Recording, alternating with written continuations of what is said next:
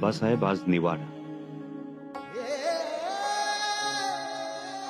काळ सुद्धा कसा असतो नाही. आजवर ज्यांनी आमचे निवाड्यावर निवाडे केले, आज त्यांचा निवाडा आम्ही करणार. आम्हाला ठाऊक आहे आबासाहेब, ही सगळी आपलीच माणसं आहे. तुमच्या खांद्याला खांदा लावून पराक्रमाचे डोंगर उभे केलेली माणसं आहे. या ना त्या प्रकारे स्वराज्यासाठी झिजलेली, स्वराज्यासाठी झटलेली माणसं. खूप वाईट वागली, खूप चुकीची वागली. अमात्याद्यः प्रकृतयो भिन्नम तद राष्ट्रमुच्यते.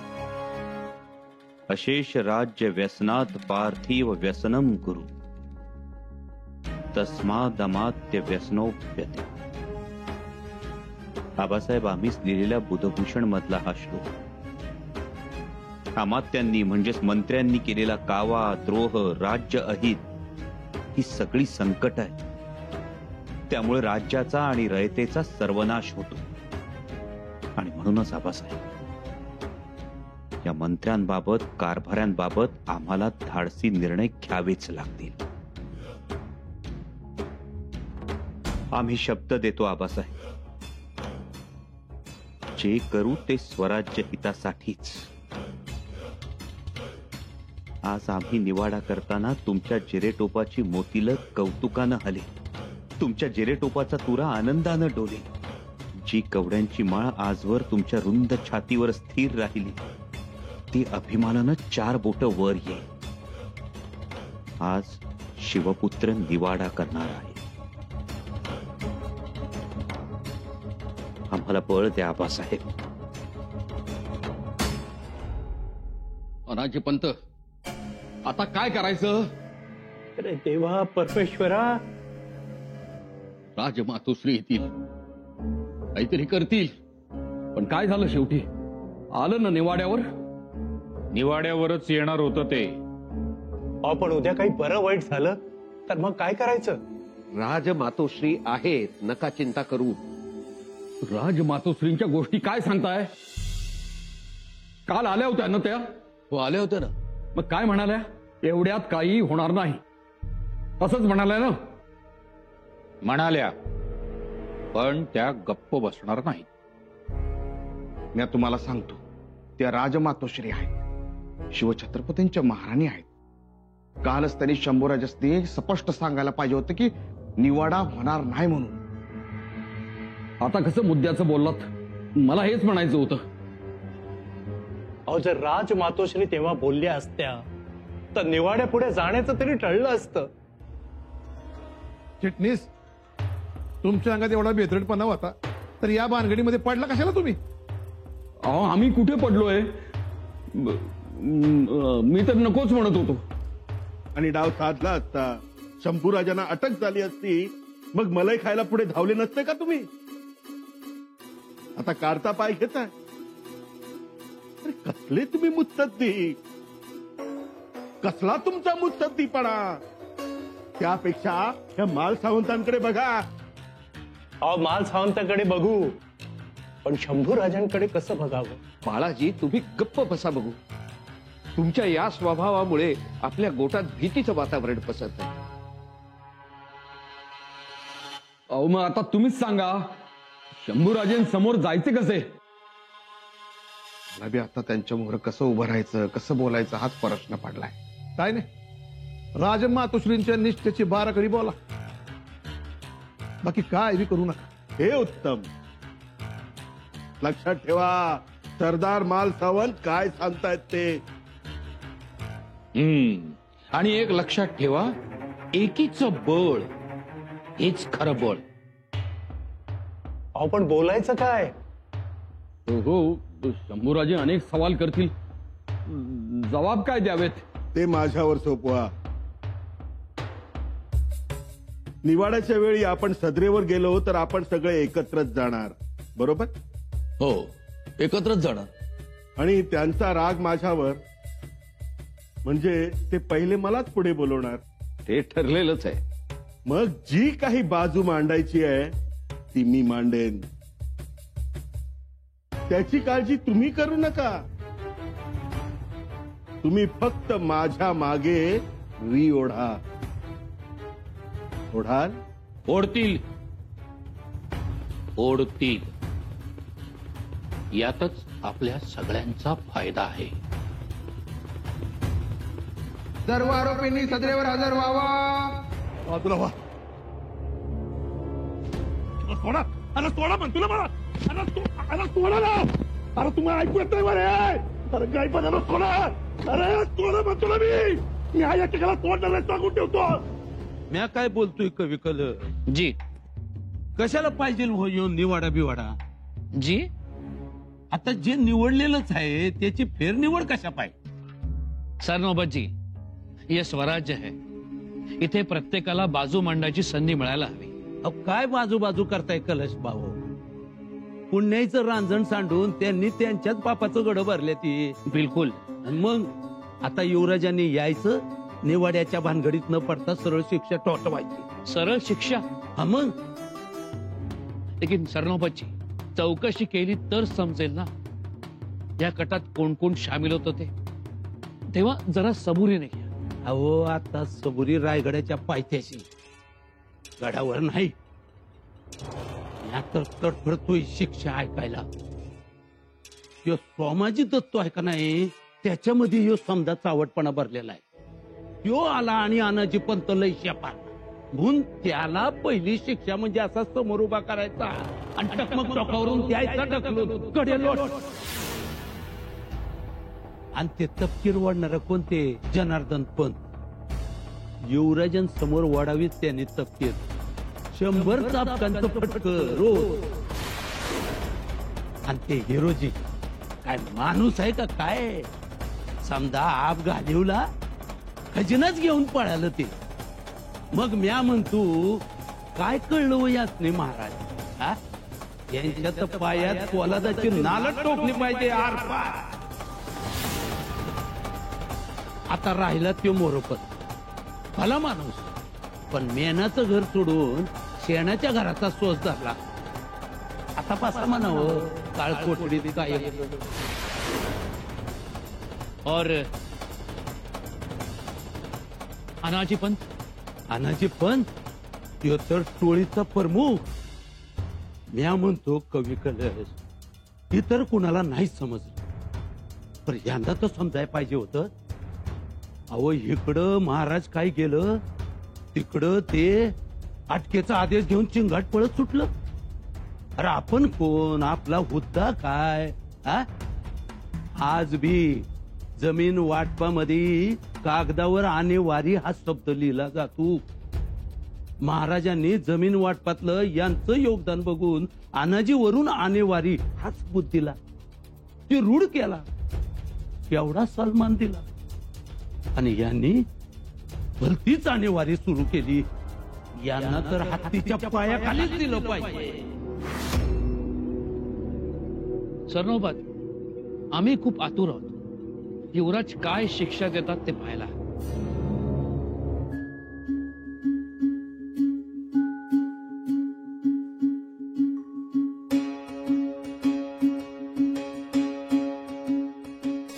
मराठी मुलखाला, तमाम रयतेला उत्सुकता आहे.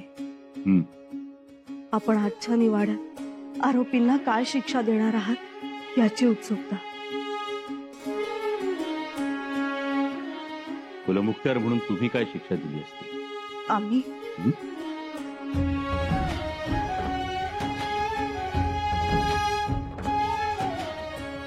त्याचा विचारच नाही केला. मग आज आबासाहेब असते तर त्यांनी काय शिक्षा दिली असती. आम्हाला माहित नाही. आबासाहेब स्वराज्य हितासाठी, मावळ्यांच्या जीवितासाठी किती सजग, किती कठोर होते माहितीये ना तुम्हाला. जी. युवराजनी एकदा एका गुप्तहेरानं आबासाहेबांना शत्रूची खबर दिली. त्याप्रमाणे आबासाहेबांच्या फौजेची हालचाल सुद्धा झाली. पण नंतर समजलं खबर पूर्णतः सावधानतेनं न घेतलेली चुकीची होती. काय केलं असेल आबासाहेबांनी त्या गुप्तहेराचं.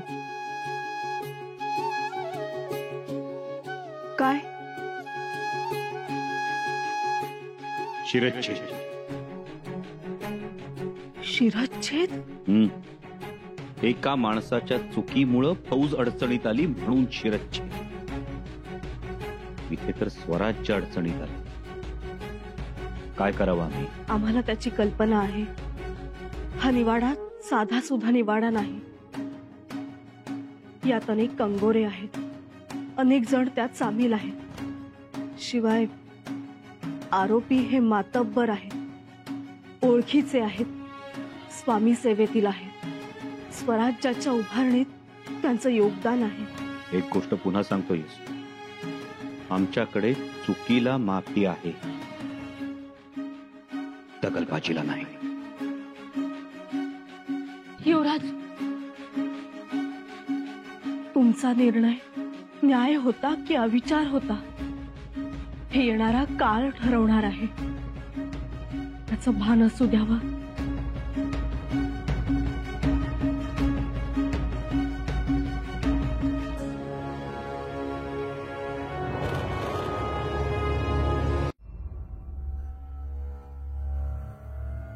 इथे थांबण्याचे आदेश आहे. थांबा. पण आपल्याला तर सदरेवर बोलावलं होतं ना. हो, आपण पोट सदरेवर का थांबलोय? तेव्हा इथे कसा निवाडा होणार? गडबड करू नका. गडबड करू नका म्हणजे काय? हा, काय खेळ चाललाय का? इकडून तिकडं, तिकडून इकडं. कैदखाना काय, कोठडी काय? आज लावू सोक्ष मोक्ष सगळा.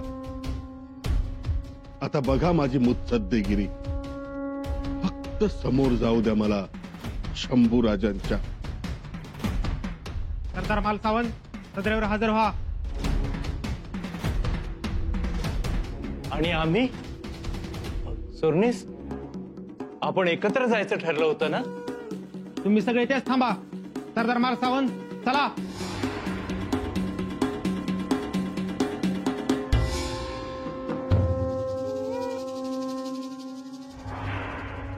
चला, येतो म्या. कधीतरी भिडायचंच होतं. सरदार मालसावंत, मालसावंत, जरा धीरानं.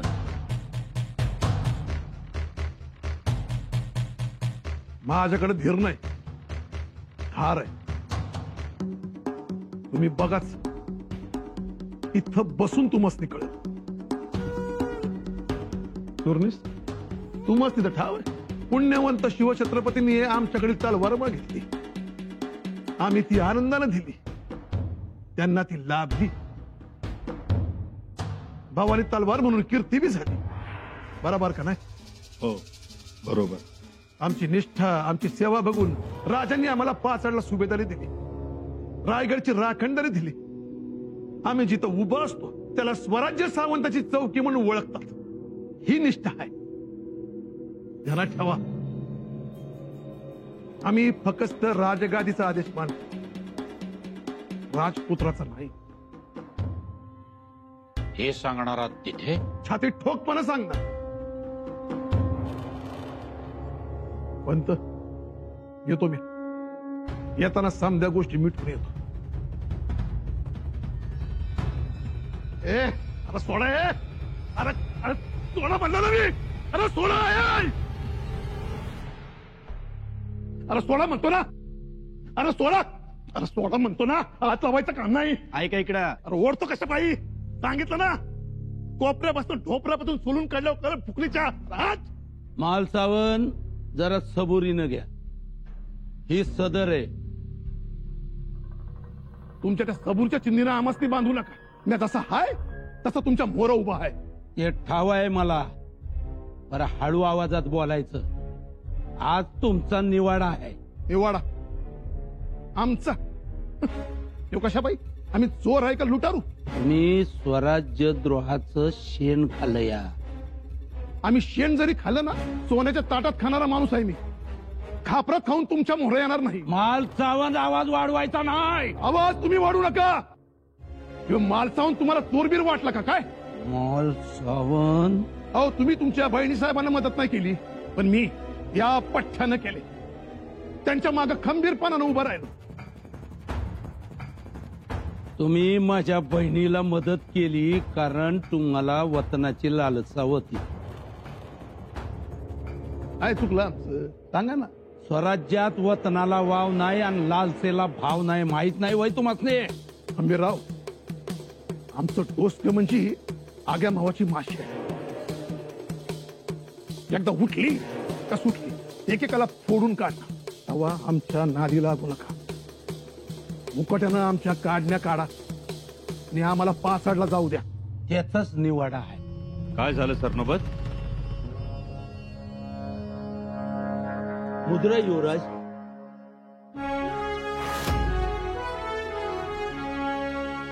सरदार मालसावंत, युवराज शंभूराजे आले. मुजरा करा. मुजरा करू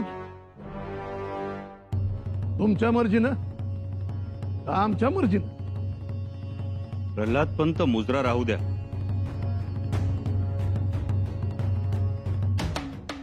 प्रल्हाद पंत यांच्यावरचे आरोप वाचून दाखवा. कसले आरोप? आणि आरोप ठेवणारे तुम्ही कोण?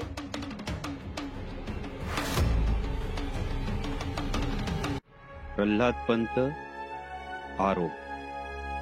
युवराज, सरदार मालसावंतांनी पिलाजीराव शिर्के यांच्यावर हत्यार धरले, चालवलेही. आरोप मान्य. सासऱ्याला अडवलं म्हणून राग आला का काय? पुढचा आरोप. यांनी गडावर येणाऱ्या रयतेस जुलूम जबरदस्तीने मारहाण केली, चापकाचे फटके दिले, 5-6 लोकांना तर जीवे मारले यांनी.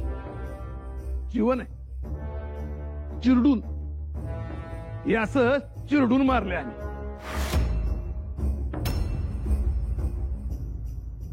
आता बोला. तिसरा आरोप.